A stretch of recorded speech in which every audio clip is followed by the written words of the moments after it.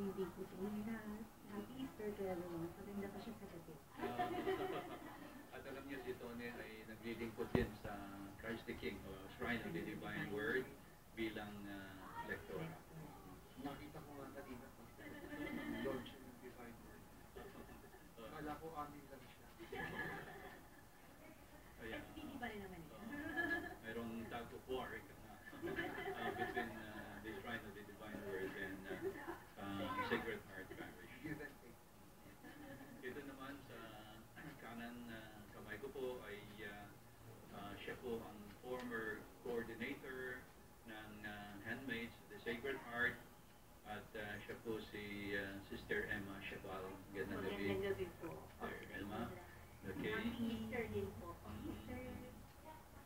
At dito sa kaliwa naman ay kakilalang ng mga SBD yan dahil pamangkin niya si Father Ed, si Ed Guarin. Pamangkin niya. Father Ed Guarin. At siya po si Sister Carol na magandang gabi. Sir. Magandang gabi po sa inyo. Good Salamat po nakarating ako rito sa atin. Happy Easter. Yan. Ewan po kung sumakay kayo doon sa bus ninyo. Ari po ng lumpong buses sa Kabigulan, lalo na. Si Yan ay indirect advertisement. Kaya sumakay po kayo doon sa At siyempre po isang artist ng parokya at miyembro din ng Handmaids of the Sacred Heart of Jesus, si Sister Luz Marcelo. Okay. Bumabati din po ako ng Happy Easter, Father Bell, Father Jerome, Reniza. Bumabati din po ako ng Happy Easter sa lahat ng nakikinig sa radyo ng Salitang Buhay, mga nanonood sa TV ngayon. Ang aking po pamilya, ang aking mga kapatid, pamangkin. Pinabati ko po kayong lahat.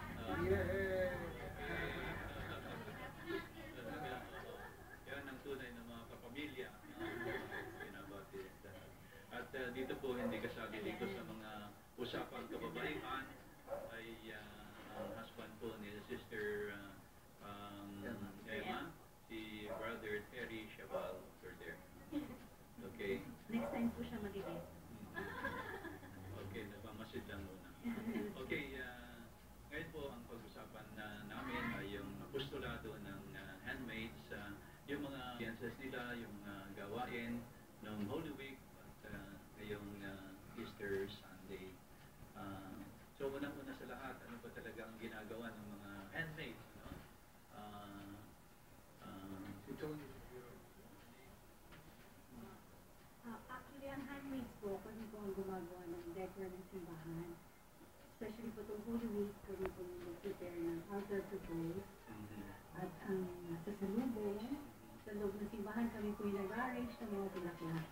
Yan po ang pinakamuhilan na namin sa Holy Week. Not only for Holy Week, all the events of the church po, lahat sa Christmas, for fiesta, kami po lahat ang gumagawa. And si Tita Luz is our main artist. Siya po yung nag-design ng altar pre-post namin. And then we help her execute the design.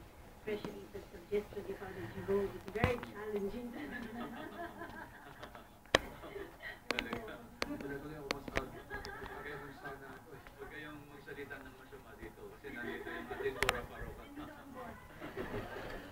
Tony ko yung kasi ko sa Emma, kung history po ng handmade. Paano kayo nag-umpisa? Father, yung pong ang handmade po ay tinatag noong approximately mga 38 years ago.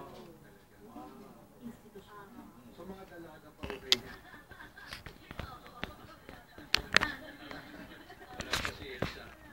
Sa tulong po yun ni Father Resty Lumanda. The great friend. Yun po. Naisip po niya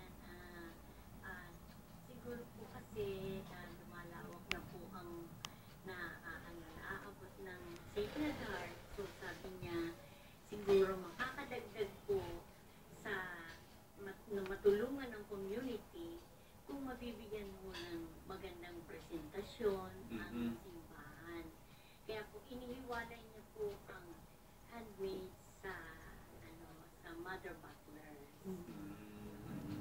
mother ko kasi in charge dun sa mga vestments, altar cloth. Yun. So kami yung physical appearance ng simbahan. Kaya lahat, maging maliit man o ang fiesta na sinaselebrate, aming tinatawag po kami para makatulong, para mapaganda. Meron akong tanong dito, yung bang halimbawa, mga flowers, of course you make the arrangements, at saka yung mga ibang mga materials, ito ba ay may ways na meaning kayo? Meaning to say, kayo na ang nagpo-provide isang mga ito? O mayroon bang budget si Father Jerome dito?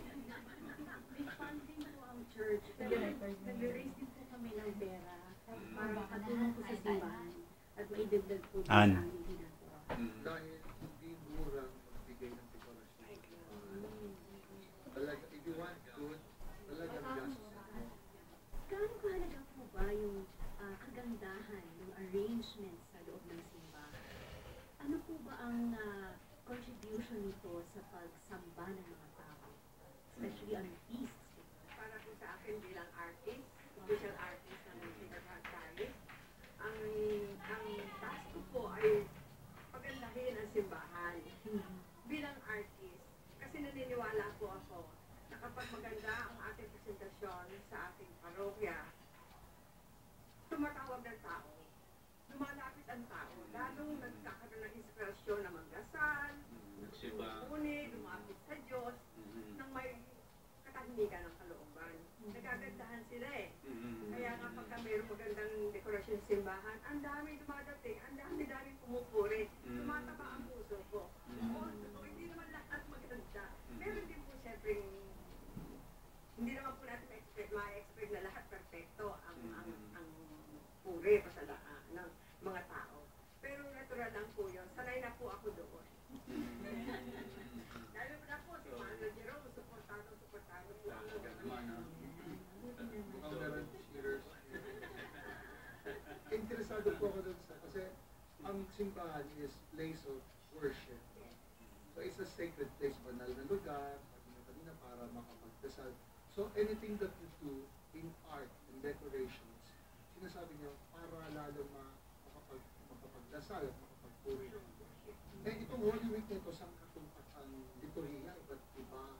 Paano nyo mula ng Lunes Santo hanggang Linggo ng Pagkabuhay, saan katupak ng iba't ibang pihit ang nangyari? I realize iba't iba itsura ng Sacred Heart every day. Paano nyo binugbog ang inyong mga sarili sa araw-araw na pagpapalit ng iba't ibang tema na nangyari sa itong Holy Week na ito. Higit pa ito sa Pasko kasi everyday ang change. Ang ginagawa po namin, may kanya-kanya kayong trabaho. Ako as artist, ang unang-una ko pong gagawin, itatanong ko sa aming parish priest, ano ang theme, ano ang subject matter that I have to convey to the public. Kailangan ko pong malaman yun para ma-conceptualize ko, para ma-visualize ko, at para maipahayag ko yung talagang kailangang mapapakita sa mga tao. So, pag as an artist, it's so easy for me to make sketches right away. But it's not enough for me. I have to pray, I have to reflect, I have to put myself in that situation wherein the theme must be presented well. Dinadaan ko po talaga sa dasal, kasi po kuminsan, ang mga sketches ko, hindi pa rin ako nasisiyahan. Madalas po makita niyo ako pag nandun na ako sa simbahan, nakatutok ako sa Blessed Sacrament. Lord, ano po gusto mong gawin ko? Hindi ko po kaya ito. Ikaw po ang gagawa. Ikaw po magtuturo sa akin kung paano mo gustong gawin ko ito. Nagliliwanag po. Habang dumarating yung mga araw, nakikrystallize. Sa umpisa may mga problema. Sa umpisa mayroong paghihirap. Sa umpisa nakakaranas din ako ng panlakit ng katawan, pains here and there.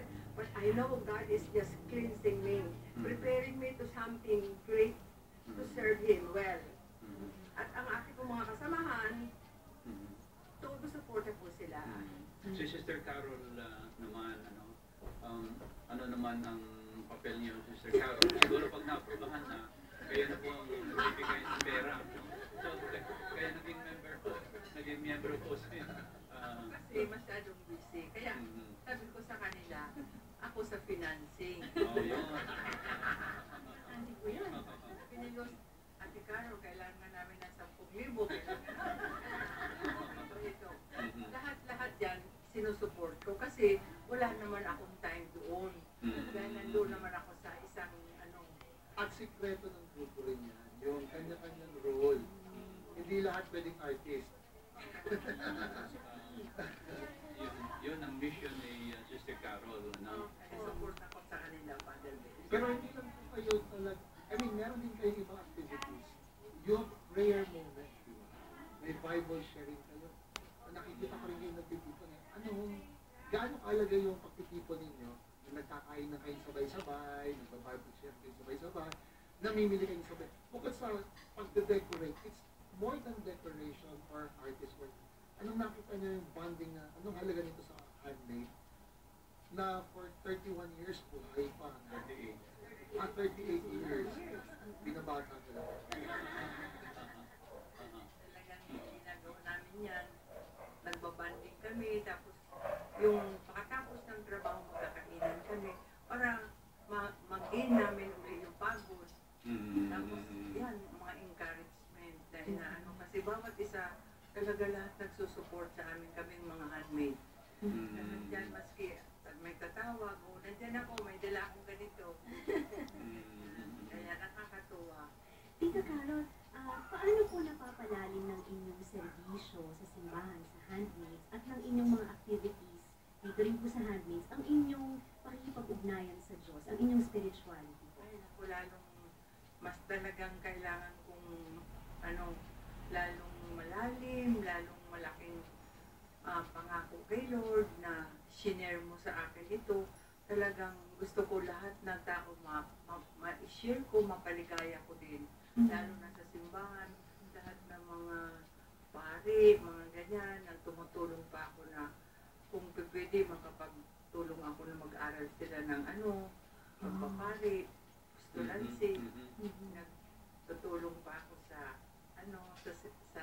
Tagaytay, kailangan nila ang support ko sa gaya ngayon, sa bigas, gano'n. Every month, meron sila sa akin.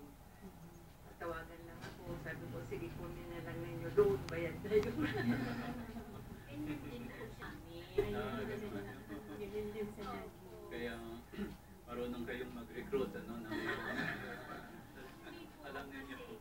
Kung hindi naman po din siya makikinig sa grasya ng Diyos na ibinibigay sa kanya, hindi naman po magiging ganun ang respond niya. So you are God's gifts to each other po. Yes, oo. At saka yung sinabi ng ating Panginoon, to whom much is given, much is expected. So, Ito nga, interesado ko dun sa yung sa handmade, dun sa itong Holy Week na to, no? Can we have a look kung ano yung nangyari? For example, yung Huwebes Santo, was there a special design that you did nitong Huwebes Santo? Gumawa po ako. Ang ipinunjek ko po sa altar of repose dahil alam ko po na yun ang araw na huhulihin si Kristo. That's why ang Blessed Sacrament po ay inililipat sa ibang lugar. Yung po tinatawag nating altar of repose. And I am in charge of creating a design that would really show that the Garden of Gethsemane, where Jesus prayed deeply to the Father. So I have to create an atmosphere of deep prayer for the people. And how will I do that? Nireply ko, ano nga ba ang itsura ng Garden of Gethsemane? I tried to figure it out, in-imagine ko, dati ko na naririnig yung Garden of Gethsemane. But actually, what is it? Ano yung dapat na atmosphere na kailangan kong ipakita? Dati ko na kasi ginagawa yun eh. Pero ito po si Father Jerome. Challenge. Challenge talaga. Lagi may challenge po at lagi may surprise. Pag sinabi niyang ganon, tatalima ko.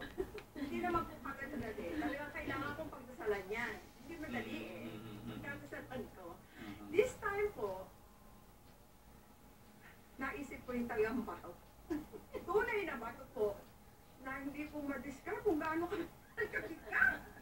Isang araw po bago ko na ipasok sa loob ng simbahan, bumayad po kami, ng medyo maganda-gandang presyo. Pero ang sabi ko nga po, basta para kay Lord, hindi binibilang ang presyo. So pagkalaki-laking bato, Pagkalaki-laking bato. na malapit sa bato na ng Gethsemane, pag pumunta sa Holy Land. Even the color is almost the same. Kulay ng bato, ang laki ng bato. At talagang nilid ako ni Lord para makita ko yung bato na yun. At saan niyo nakuha? Kasi magpapagawa lang kami ng parang fake na bato. Fake. The inside is empty, but it looks like a real stone, a rock. But then parang ayaw ni Lord eh. Kasi lagi ko sinasabi, ito po ba talaga ang gusto mo? Hanggang sa nag-ikot kami. Kasi prinesyohan kami ng 10,000. Wow. Eh, 10,000, just that. Nawaran namin, binigay ng 7,000. Sabi ko, hindi ako kontento, baka ayaw ni Lord dito, masyadong mahal. Okay? Naghanap kami, papuntang UP, yung mga nagtitinda ng mga bato. Isang sulyap ko lang, ayun. Kitang-kita ko na kagad siya eh. Alam ko, the Spirit is leading me. I always experience that. Yun na kagad ang tinuro ko. Kasama ko po isa naming kasamahan. Dalawa kami, actually, tatlo kami. Bumaba agad ako. Sumilip-silip lang ako, pero kahit ako yung nakita ko yung bato, naramdaman ko, mayroong bumubulong sa akin. Hindi naman ako nasisiraan ng is, ng ano. Ito namin ko, yun ang gusto ni Lord. Exactong the shape, the color, and the top part is quite, level. At ang paa. Ito na ang gusto ko. Tinawag ko yung may-ari, magkano ito. Sabi niya, 3,500. Mahal din. But compared to the 7,000, it's much cheaper. Sabi ko. So, tumawad ako. Sabi nung mama, sige, bibigay ko sa'yo ng 3,000. Okay. Pero bibigyan mo po ako ng regalo. Sabi ko, anong regalo gusto mo? Sabi ko, bibigyan mo po ako ng mga ibang bato para naman may mga kasama nito. Kasi po, ano ba ang gagawin mo? Sabi ko, gagawa ako ng Garden of Gethsemane. Yung pong para sa Huwebes Santo. Tapos sabi niya, sige. Ilang bato ang kailangan mo? Kung ilan po may bibigay ko sa akin. 6, tama na ba? Ay, hindi po 6. Sabi ko, tagdagan mo pa more. God is so generous. Hindi po niya yung tao may-ari, binigay sa akin talaga. Dami. So I was so inspired to create a Garden of Gethsemane inside the church. The problem is, how do I bring the big, heavy rock inside the church? So, upa na naman kami. Nag-rent kami ng holder. Sabi ko, ano kaya sasabihin ni Father Jerome? Ang mahal nito. Ako muna kinakabahan. Tsaka nangyayari pati ako kay Father Teddy. Siya kasi nagbibigay.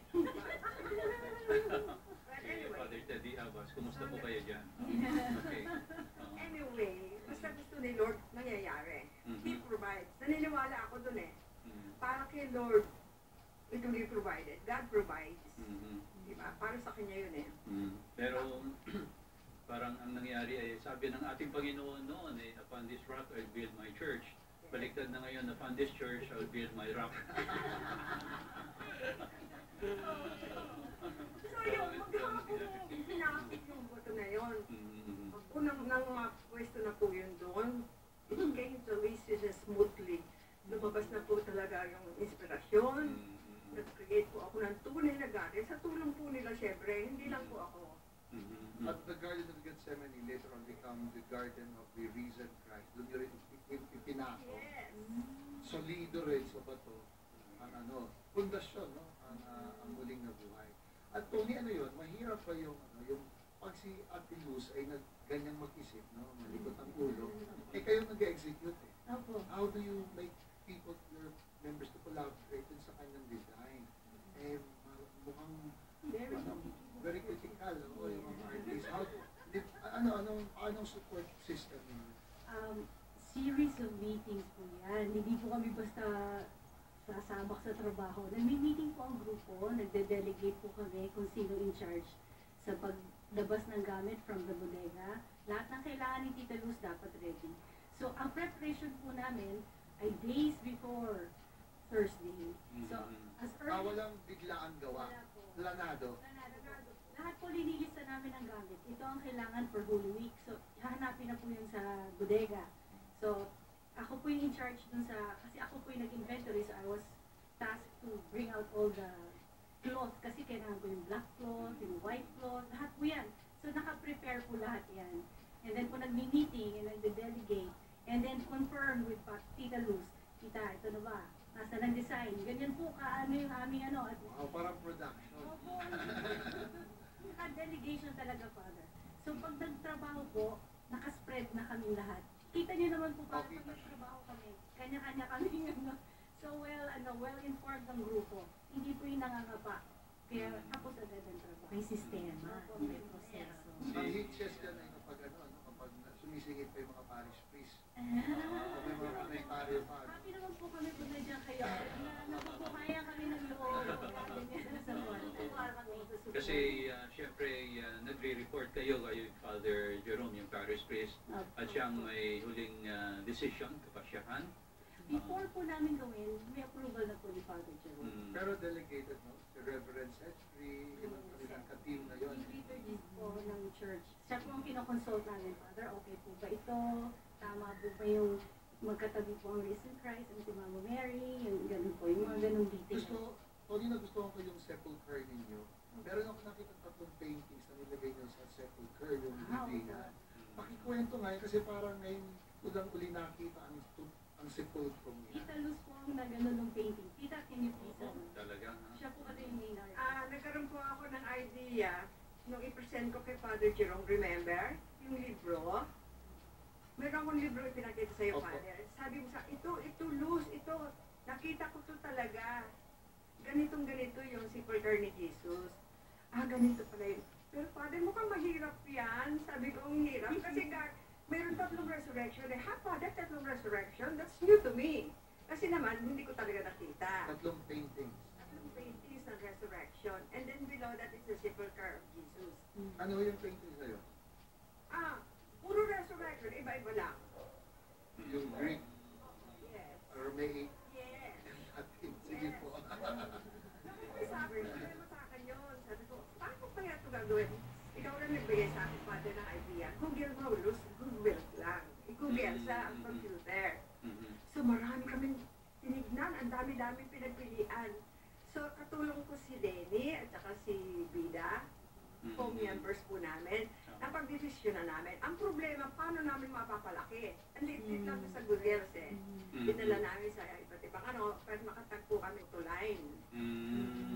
Trabaho talaga. Napakadaming proseso. Okay, si Sister Emma naman, kayo ay former coordinator. So, ano ba ang dahilan kung, of course, kayo ay ex-coordinator at hindi naman masasabi